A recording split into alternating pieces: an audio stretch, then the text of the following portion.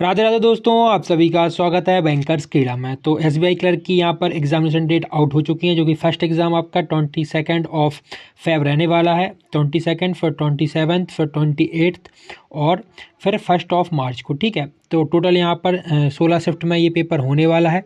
तो अब आज है कितनी 15 तारीख। तो भाई जो पहली शिफ्ट है उसके लिए 7 दिन बचे हुए हैं और ऐसे ऐसे डेट वाइज आप यहाँ पर डे को इंक्रीज़ कर सकते हैं। तो मैं मान के चलता हूँ कि आपका 22 को ही पेपर है, तो हम लास्ट 7 डेज़ में क्या क्या कवर कर सकते हैं।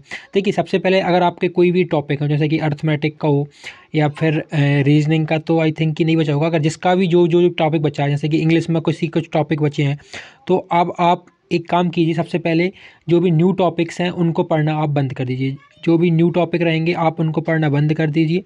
जो जो आपने पढ़ा है आप उसी का रिवीजन लगाइए। ठीक है, आपको करना क्या है इन लास्ट 7 दिनों में। देखिए, रिवीजन इज़ अ की फॉर सक्सेसफुल। आप जितना ज़्यादा रिवीजन करेंगे उस चीज़ का, उतने ज़्यादा आप उसमें एक्सपर्ट होंगे एंड आपकी एक्यूरेसी अच्छी खासी वहाँ पर एग्ज़ाम में मेंटेन हो जाएंगी। आपका जो मेन मोटिव रहना चाहिए वो हमको 70++ अचीव करना है।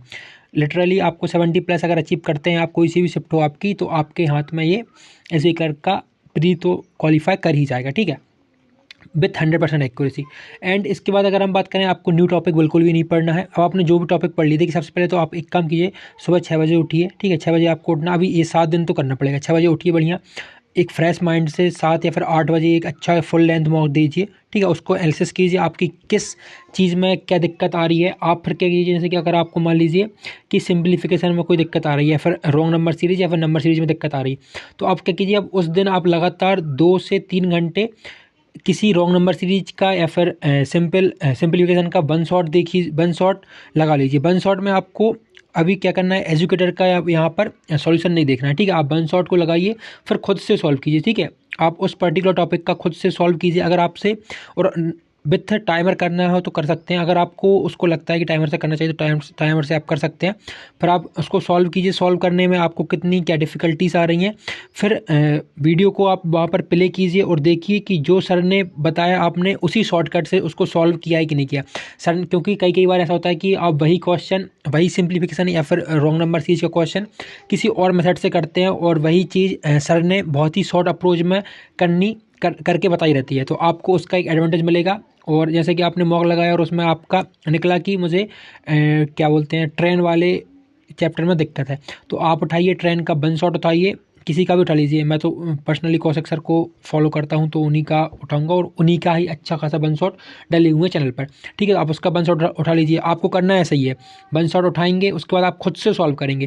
जब आपको खुद से सॉल्व करते नहीं बनेगा, जब आप उसके बाद वीडियो को प्ले करके जो सर ने बताया है, जो शॉर्टकट अप्रोच बताई है, आप उनको अपने अंदर लेके आएंगे कि चलो ठीक है, इस वाले क्वेश्चन में मुझे ऐसा डील करना है। ठीक है, ये तो हो गई है मैथ की।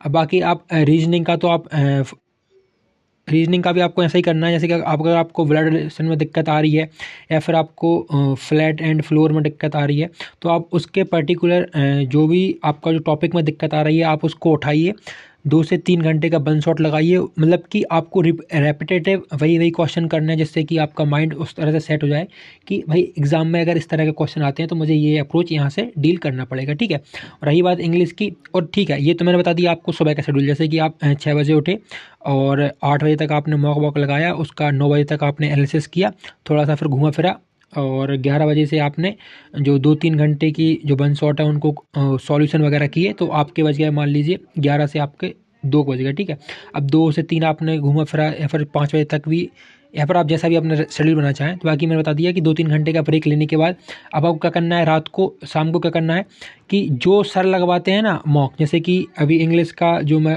पर्सनली अनुभव सर को फॉलो करता हूँ, अब तो वो अड्डा 247 में भी आ चुके हैं, तो आप उनका मॉक दीजिए। ठीक है, क्योंकि ये लोग यूट्यूब चैनल पर भी ये लोग खुद के एक्सपेक्टेड मॉक टाइप के सेशन लगाते हैं ना। तो 1 घंटा आपका इंग्लिश का हो गया, 1 घंटा आपका रीजनिंग का हो गया और 1 घंटा आपका मैथ का हो गया।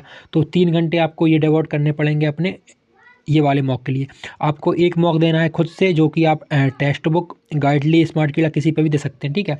और आपको एक मॉक देना है, कौन सा वाला, जो यूट्यूब चैनल पर सर लोग कराते हैं कि मोस्ट एक्सपेक्टेड क्वेश्चन, क्योंकि क्या होता है कि कई बार उसी टाइप का क्वेश्चन हमको एग्जामिनेशन में देखने को मिल जाता है।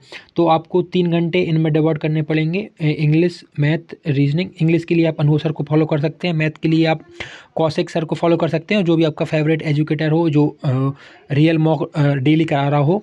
अड्डा 247 के किसी को भी आप फॉलो कर सकते हैं, बाकी वो उनकी फैकल्टी भी अच्छी है। बाकी रीजनिंग के लिए आप सौरभ सर या फिर अंकुश लांबा सर को फॉलो कर सकते हैं मॉक के लिए, ठीक है, जो वो कराते हैं। बाकी आपको एक सेल्फ मॉक खुद से देना है, और जो भी टॉपिक आपका प्रॉब्लम दे रहा है आपको उसको कम से कम 2-3 घंटे का आपको उसका वन शॉट यहाँ पर करके चलना है, क्योंकि इन लास्ट दिनों में आप जितना भी रिवीजन करेंगे आपको उतना ही बेनिफिट होने वाला है, ठीक है।